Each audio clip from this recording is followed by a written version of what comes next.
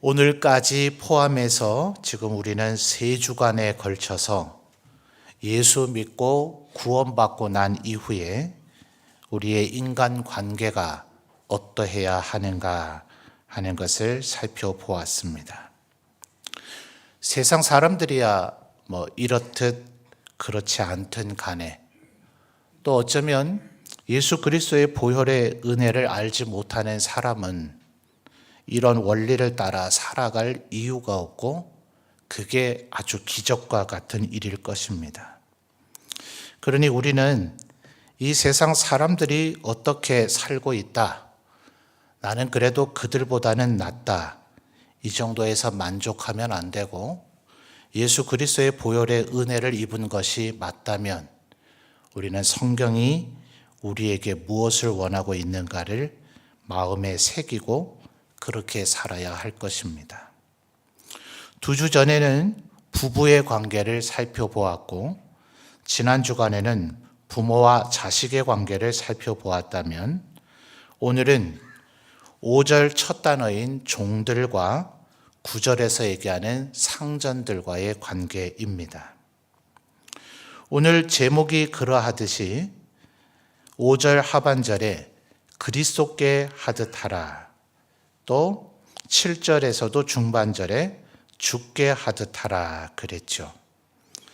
그러니 사실 지난 시간에 살펴본 부모와 자식 간의 관계에서는 이 표현이 그렇게 두드러지지는 않았지만 2주 전에 살펴본 부부의 관계에서도 마찬가지로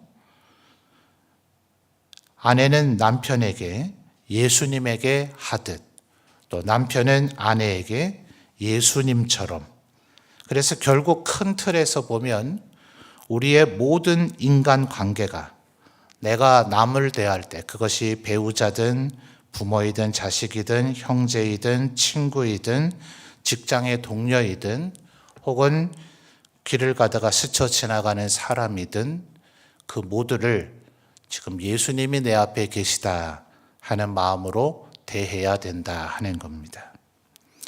그래서 우리 장로교회가, 근대적 장로교회가 있도록 만든 칼빈은 이 모든 것을 종합해서 코람 데오, 하나님 앞에서 사는 자세로 살아야 된다라고 그렇게 우리를 가르쳤던 겁니다. 그러니 복잡하게 생각할 것 없이 나를 제외한 모든 사람들을 대할 때 그 사람이 나에게 좋은 사람이든 아니든, 그 사람이 그리스도의 은혜를 알든 모르든, 하나님은 엄격히 말하면 그 사람에겐 별 관심이 없고 나에게 관심이 있습니다. 그리고 그 사람이 어떻게 행했든 안 했든 내가 마지막 최후 심판의 날 구원을 받느냐 못 받느냐 하는 것은 믿음에 뒤따른 나의 의로운 행동이 있었느냐. 그래서 성경 여러 곳에서 뭐라고 얘기합니까? 네가 행한 대로 심판을 받을 것이다. 네가 행한 대로 너에게 갚아줄 것이다. 이것이 행위로 구원받는다는 것을 이야기하는 것이 아니면 제가 더 이상 강조하지는 않아도 될 것 같습니다. 믿음이 있는 사람은 반드시 믿음 있는 행동이 나오게 됐습니다. 사무엘서의 표현대로 악은 악인에게서 나온다. 예수님께서도 산상복음에서 말하듯이 열매를 보면 그 나무가 어떤 나무인지 알 수 있다 하셨습니다. 우리가 언제나 성령 충만한 상태로 거룩하고 고결한 말과 행동을 할 수 있는 것은 아니라고 웨스트민스터 신앙 고백서도 지적해 주고 있습니다. 때로 우리는 휘청거릴 수도 있고 쓰러질 수도 있고 비틀거릴 수도 있지만 루터가 말한 것처럼 지나가는 새가 싸는 똥을 맞을 수는 있지만 머리에 새가 새집을 짓도록 방치하는 사람은 없다. 평생을 살아오시다가 지나가는 새가 싼 똥을 몇 번이나 맞아 보셨습니까? 말하자면 예수 믿고 난 이후에 우리의 삶의 범죄는 마치 그 정도 횟수에 불과해야 한다 하는 겁니다.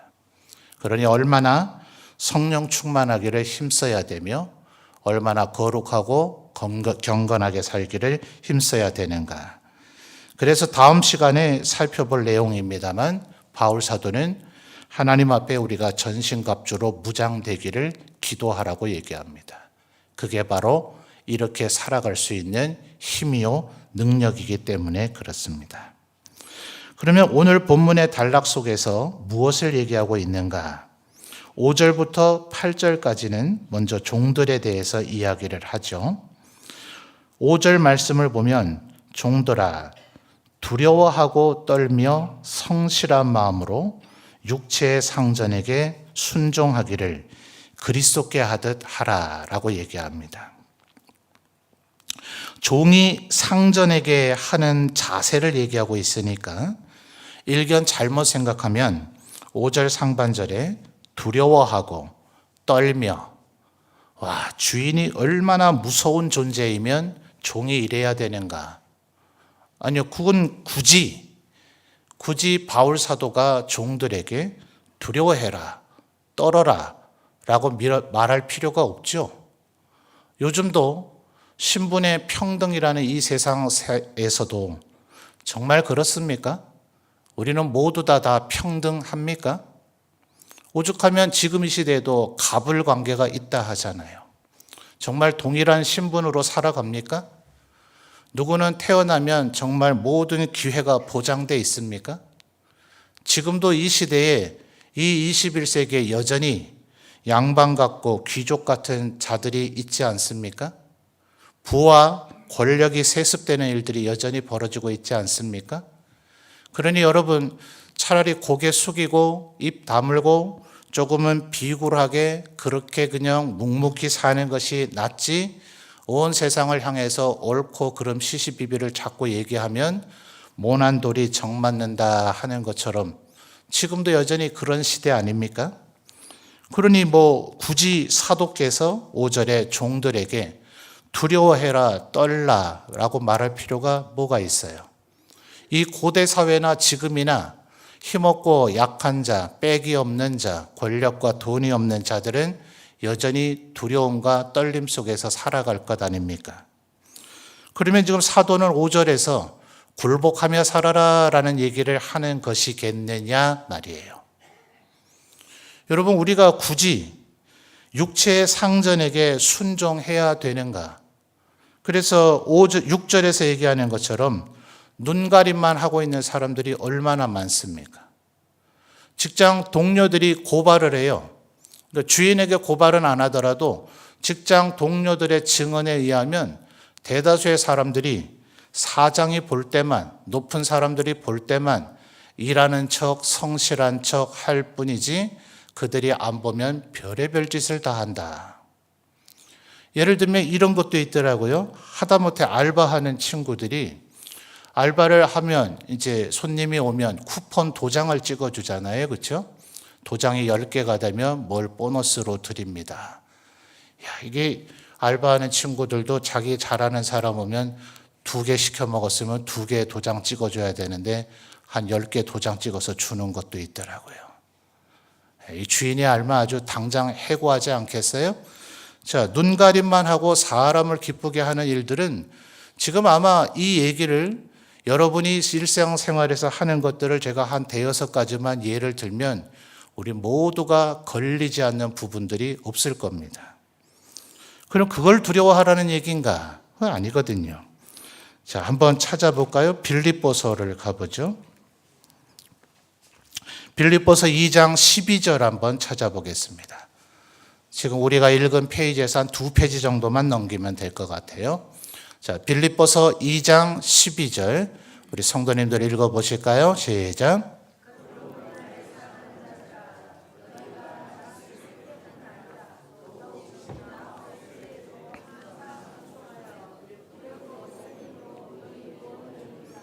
아멘. 자, 하반절에 공교롭게도 지금 에베소서 6장 5절에서 사용된 핵심 2단어가 동일하게 반복되고 있죠. 두렵고 떨림으로 너희 무엇을 이루라고요? 구원을 이루라고요. 물론 이 표현이 우리가 지금 주일 저녁에 구원의 서정 9가지를 살펴보고 있습니다만 이런 걸 조직신학이라 그런다 그랬죠. 조직신학은 각 교파마다 견해가 조금 다른 부분들이 있습니다.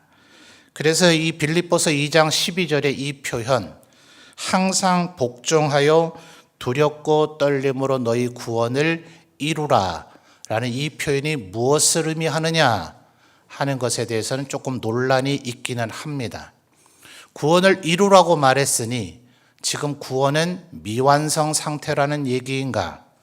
또 우리 장로교회가 늘 고백하는 것은 창세전에 예정하신 이도 하나님, 우리에게 믿음을 선물로 주신 이도 하나님, 내 죄를 씻어주신 대속의 은혜로 죄를 씻어주신 이도 성자 하나님, 그리고 그분이 행하신 일을 우리가 믿을 수 있도록 우리 안에서 역사하는 이도 성령 하나님, 다 우리의 구원의 모든 영역을 다 하나님께서 해주신 것인데, 빌립보서 2장 12절의 마지막 문체는 너희 구원을 이루라 라고 얘기하고 있으니 마치 우리에게 구원을 이루는 주체가 된 듯한 표현이란 말이죠. 이래서 빌립보서 2장 12절의 의미가 뭔가에 대해서는 조금 논란이 되고 토론거리가 되기는 합니다. 그러나 오늘 우리가 좀 살펴봐야 될 분명한 핵심은 이 두렵고 떨림이라 하는 것은 인간 상전을 두려워해서 하라는 얘기가 아니란 말이에요. 이런 자세를 갖게 되면 주인들은 나중에 본전 생각해 줍니다. 이게 종과 상전의 관계를 더 악화시키는 근본 원인 중에 하나이긴 합니다. 오죽하면 이 사회에서 뭐라 그럽니까? 호의가 반복되면 권리인 줄 안다.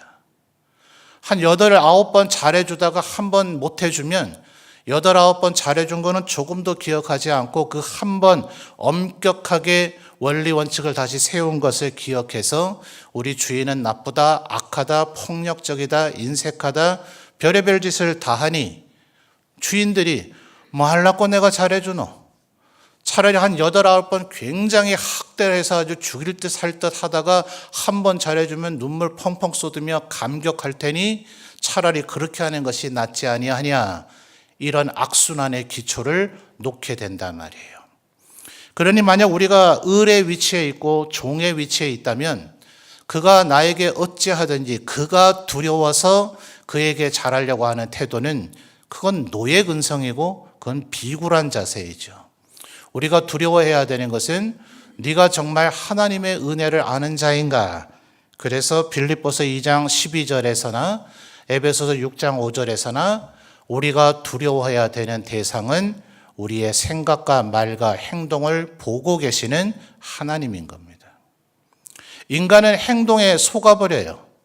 겉으로 한 행동밖에 보이지 않기 때문에 이 사람이 왜 이런 말과 행동을 하는지, 어떠한 동기 때문에 이렇게 하는지, 어떠한 이유 때문에 이렇게 하는지, 어떠한 이익을 도모하고자 이렇게 하는지 사람은 알지 못합니다. 그래서 겉으로 드러나는 행위가 선하면 인간은 선한 줄로 착각하고 속아 넘어갑니다.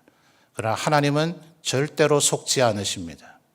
우리가 무엇 때문에 그렇게 하고 있는지, 내가 하나님의 백성 되었기 때문에, 하나님의 자녀가 되었기 때문에, 하나님으로부터 의롭지 않았는데도 불구하고 의롭다 여김을 받는 그런 존재가 되었기 때문에 하나님 앞에 감사하고 두려우는 마음으로, 그래서 떨면서 그렇게 하는지 아니면 그저 내 이익과 유익을 위해서 그렇게 하는지 하나님은 알고 계시다는 겁니다. 그러니 지금은 몰라요. 지금은 누가 훌륭한 사람이고 누가 대단한 사람인지. 그러니 여러분, 세상이 말하고 있는 인물에 대한 평가에 너무 현혹되지 마십시오. 세계적으로 유명한 사람들일수록 다른 사람을 속이는 일이 훨씬 많이 일어나고 지금은 언론에 의해서 과포장되는 일들이 굉장히 많이 일어납니다. 그날이 되면, 최후 심판의 날이 되면 누가 진정으로 하나님 앞에 알곡과 같은 사람이었는지 그날 드러나게 될 것입니다.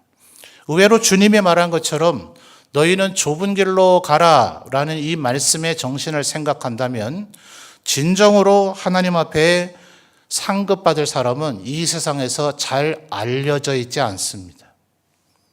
이 세상에 유명한 사람들, 훌륭하다 하는 사람들, 거기에 너무 현혹되지 마세요.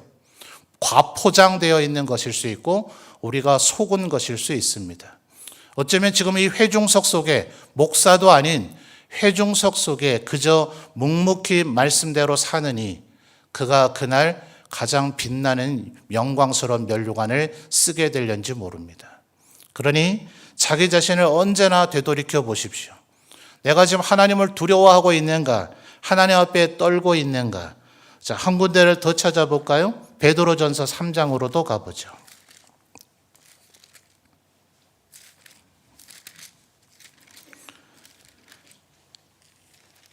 신약 379페이지입니다.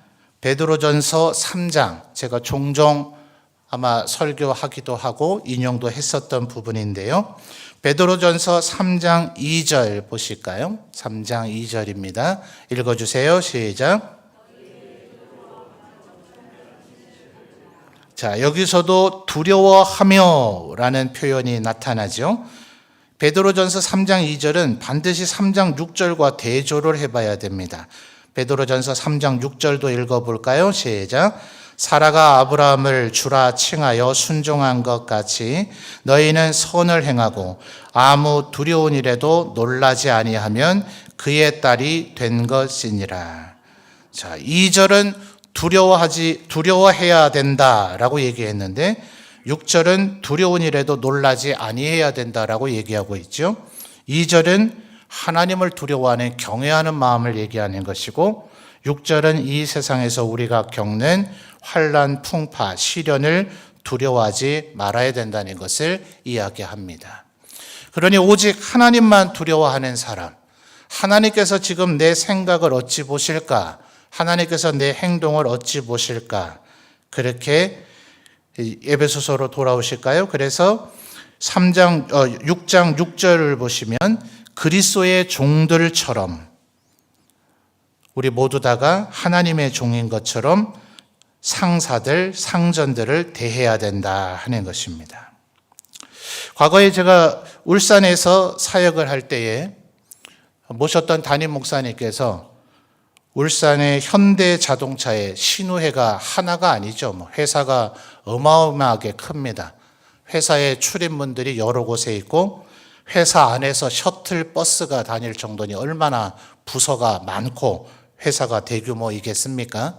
그러니까 단일 신우회가 아니라 신우회가 부서 단위로 모이는 곳들이 여러 곳에 있는데 그 중에 한 신우회를 담임 목사님이 가끔씩 설교하러 가셨는데 모셨던 담임 목사님 워낙 사역이 많고 바쁘신 분이라서 못 가실 때는 제가 가끔 가곤 했어요. 현대자동차의 복지 상태를 우리 성도님들이 이해하도록 몇 가지 예를 들어 드리면 회사 안에 전 사원이 언제든 샤워할 수 있는 샤워실이 비치되어 있습니다. 아침도 회사에서 제공하고 저녁도 제공합니다. 그래서 현대자동차에 남편을 둔 여자분들은 집에서 남편을 밥 차려줄 일이 없습니다. 아침도 회사 가서 먹고 거기서 다 씻고 오기 때문에 전혀 남편을 위해서 일반 가정에 사는 분들이 딱히 할 일이 없는, 그걸 이제 성도들이 자랑거리로 얘기하는 것을 제가 여러 차례 들었습니다. 울산에도 남쪽에 가면 희한하게 강을 끼고 있는 도시는 강 남쪽이 나중에 개발되면서 더 부촌이 되는데 대단한 나이트클럽이 있습니다. 연말이 되면 아주 매어 터집니다. 그러다 한 10시쯤 갑자기 방송이 나옵니다. 오늘 현대자동차 야근이 취소됐습니다 하면 80% 이상이 나갑니다. 남편들은 회사에서 일하고 있는데 마셔라 부어라 춤추고 있던 부인네들이 급작스레 남편이 집에 올시라 집으로 돌아가야 되는 상황입니다. 왜 그런 일이 벌어지는가? 연말이 되면 성과금으로 1,000만 원 단위를 줍니다. 월급 자체도 굉장히 많은데 아마 아시는 분은 아시겠습니다만 현대자동차 직원들은 2년이 지나면 차를 또 새 거를 많이 3분의 1인가요? 할인된 가격으로 살 수 있죠. 그러면 할인된 가격으로 새 차를 사서 2년 쓰다가 중고차로 팔면 3분의 1 할인된 가격에 사는 것보다 더 고가로 팔 수가 있습니다. 그래서 다른 친척들에게 주기도 하고 팔기도 하고 뭐 이런다 하는 얘기들을 들었습니다. 이쯤 되면 파업할 일이 없지 않아요? 그때도 이미 귀족 노조라 하는 얘기를 들었습니다. 현대 자동차 사람들만이 그런 것이 아니라 그 밑에 하청업체 사람들은 참 힘들죠. 근데 이네들이 파업을 해서 회사가 조업이 중단이 돼버리면 자기들이야 버텨낼 힘이 있죠. 성과급도 1000만 단위를 받고 월급도 많이 받고 하니 충분히 버텨낼 힘이 있겠죠. 근데 하청업체들은 어떻게 될까요? 메인 회사의 현대자동차가 조업이 중단돼 버리면 하청업체는 거기에 따라서 생산해서 부품을 납품할 수가 없으니 연쇄적으로 밑에는 노사 분규가 없는데도 불구하고 조업이 중단돼야 됩니다. 조업 중단되면 그들에게 월급이 제대로 지급되지 않습니다. 그래서 그때부터도 귀족 노조다 이런 얘기가 많이 있었죠. 가보면 정말 무시무시합니다. 현장에 가보시게 되면. 노사 분규가 벌어져서 정말 잘못하면 맞아 죽을 것 같은 그런 살벌한 분위기 속에서 예배 드리는 장소에 갔습니다. 그때 오늘 본문 가지고 설교를 했습니다. 돈 받은 만큼도 일하지 않으면 도둑놈이고 돈 받은 만큼만 일하면 사꾼에 불과하다. 예수 믿는 사람은 그러면 되지 않는다. 주님 앞에서 일하듯이 해야 되기 때문에 언제나 나를 고용한 사람이 내가 주는 것보다는 담은 10원이라도 더 일하려는 자세로 일해야 된다. 여러분들을 전국에서 주요 언론들이 귀족 노조라고 얘기하고 있는 걸 아시는가? 여러분이 꼭 필요한 파업이 할 때도 있겠지만 과도한 파업은 국가 경제를 휘청거리게 만들고 그 파급 효과가 많은 사람들에게 고통을 주신다는 걸 아시는가? 신우의 분들이기도 하고 목사가 와서 설교하는데 분위기는 굉장히 살벌했습니다. 자기 교회 목사도 아니고 이렇게 설교하고 나서 내가 회사 안에 입구에 차를 세워놓고 회사 나를 마중 나온 사람의 그 차를 타고 한 10분 정도 가서 예배 드린 곳이기 때문에 그분이 나를 출구까지 데려다 주지 않으면 그 회사 안에서 제가 탈출할 길이 없습니다. 나 오늘 납치되는 거 아닌가, 억류되는 거 아닌가. 그래도 구내식당에서 밥은 먹고 가라고 식당까지는 가더라고요.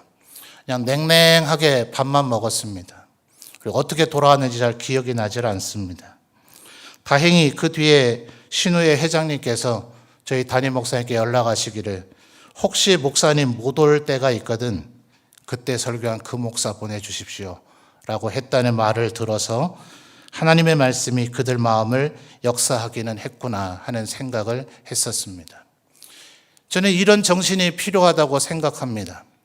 아마 이 자리에는 을로서 마치 종과 같이 월급을 받고 또 급여를 받는 그런 위치에서 일하는 분들도 있을 것이고 아마 이 자리에서는 또 경영자로서 누군가에게 월급을 줘야 되는, 급료를 줘야 되는 위치에 있는 분들도 있을 겁니다.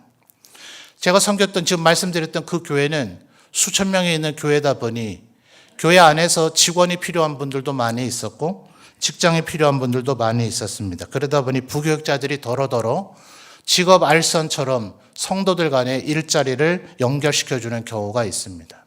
안타깝게도 그런 경우가 있고 나면 10중 8구는 사단이 벌어지곤 했습니다. 경영자의 위치에 있는 사람들은 나는 우리 교회 청년들이 교회에서 찬양하고 말씀 읽고 주일학교 봉사하고 또 찬양대하고 할 때는 정말 믿음이 좋고 훌륭한 친구들인 줄 알았는데 직장의 관계로서 채용을 하고 나서 보니 이렇게 불성실하고 무책임하고 무능한 청년인 줄은 몰랐다. 반대로 청년들도 난리가 났습니다. 주로 그런 위치에 있는 분들은 중직자이지 않겠어요? 집사님, 장로님, 권사님. 교회에서 볼 때는 그렇게 거룩하고 경건했는데 저렇게 인격이 문제가 있는 사람인지 저렇게 무책임한 사람인지 부하 직원들에게 책임을 전가하는 사람인지 저렇게 품성이 악한 사람인지 주일날에는 몰랐다 라는 얘기를 들으면서 제가 몹시 충격을 받았던 기억들이 있습니다. 그러니 여러분, 진정한 신앙은 지금 이 자리에서 드러나지 않습니다. 진정한 신앙은 주일날에도 드러나지 않습니다. 진정한 신앙은 바로 여러분의 삶의 현장에 여러분 주위에 있는 여러분의 동료, 그가 갑이든 을이든 여러분의 일상에서 매일같이 보고 있는 바로 그들이 심판의 날 여러분을 증언하게 될 것입니다.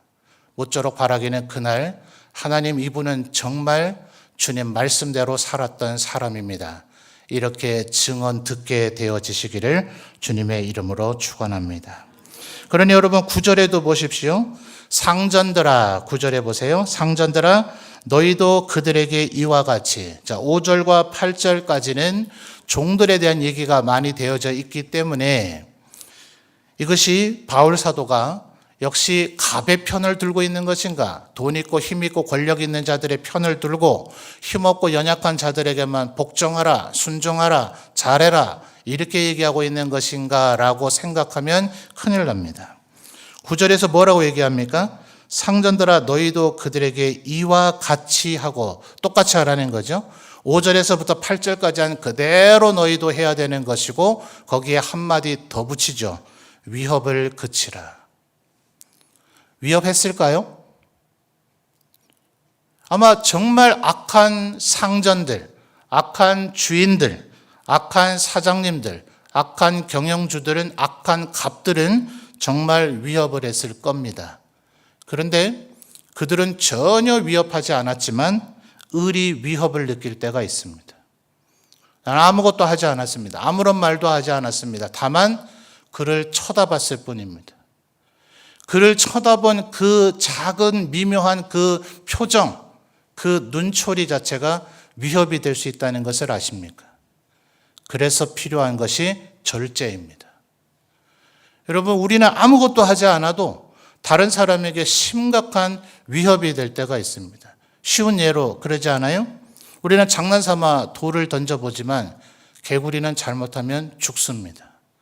우리에게는 아무런 일이 아닌 것 같고 이 정도도 못하나, 아니요, 지금 앞에 계신 분을 예수님이라고 간주하시라니까요. 이게 잘못 생각해서 이단처럼 생각하면 안 됩니다. 그 사람이 불신자이든 믿는 자이든, 그 사람이 내 직장의 부하 직원이든 혹은 내 자식이든 혹은 내 배우자든 누구이든지 간에 지금 내 앞에 있는 이가 예수님이다 라고 생각하고 말하고 행동하고 표정 지으라. 지금 바울 사도가 하고 있는 이야기가 그것입니다. 9절 상반절에 뭐라 그러죠? 너희의 상전이 하늘에 계시다 하는 것입니다. 자, 이것은 다시 한번 말씀드리지만 바울 사도가 새로운 율법 정신을 얘기하고 있는 것이 아닙니다. 믿음이 있는 사람이라면 이래야 된다는 거예요. 하나님께서 창세전에 나를 선택하셨다는 걸 믿는 사람이라면, 그분이 날 대신해서 죽으셨다는 걸 믿는 사람이라면, 정말 그것을 믿는 사람이라면 이렇게 할 수밖에 없지 않겠어요? 그리고 주님께서 우리 안에 지금 계시다면, 주님께서 내 모든 것을 지금 보고 계시다면, 그리고 그분이 다시 오실 때는 더 이상 우리를 대신해서 죽으실 하나님의 어린 양이 아니라 산자와 죽은 자를 심판하실, 마치 사자와 같이, 맹수와 같이 우리를 심판하실 분으로 오신다는 것을요. 그날에는 아무도 그분 앞에 감히 말을 하려고 하지도 못할 것입니다.